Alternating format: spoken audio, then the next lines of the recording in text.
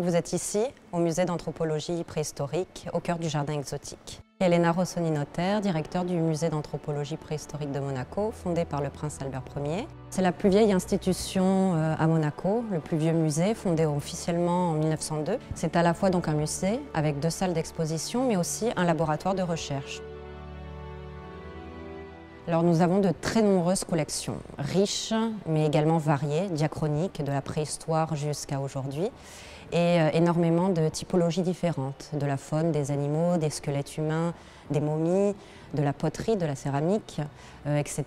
Donc nous faisons appel à des chercheurs du monde entier. Nous avons des conventions internationales de collaboration scientifique, mais aussi nous accueillons tous les étudiants qui souhaitent être formés, soit en archéologie, soit en historiographie, pour venir nous aider au musée. Nous avons un laboratoire de recherche et des réserves, ainsi qu'une bibliothèque spécialisée.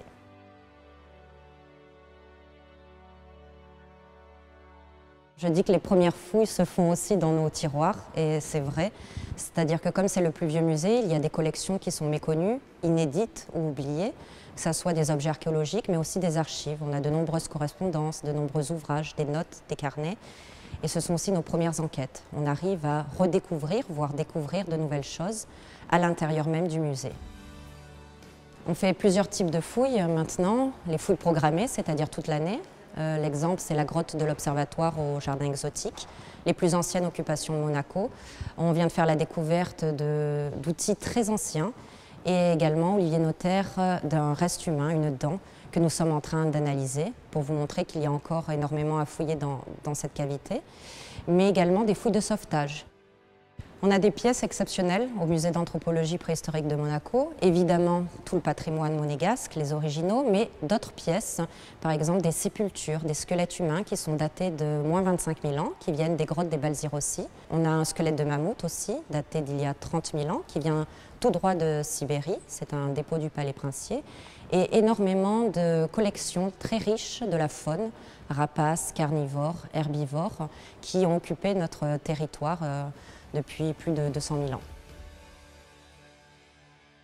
Je m'appelle Kader Moussous, je suis docteur en paléontologie, archéologue, mais aussi médiateur scientifique et culturel. Donc chaque pièce, si vous voulez, elle nous donne des informations.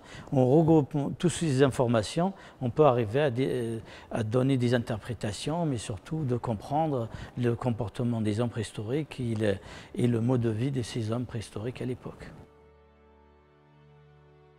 Monaco a toujours été habité, fréquenté, et ce dans presque tous les quartiers. Donc c'est ce qui est intéressant, c'est extrêmement riche. Il faut savoir que Monaco a beaucoup changé, évidemment, dans son paysage, le niveau marin également, avec les changements climatiques.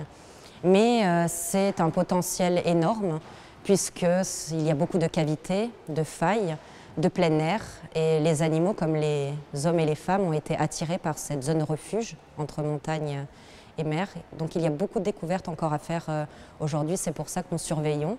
Nous sommes présents dans les chantiers de construction par exemple, et également sous la mer, il y a un fort potentiel.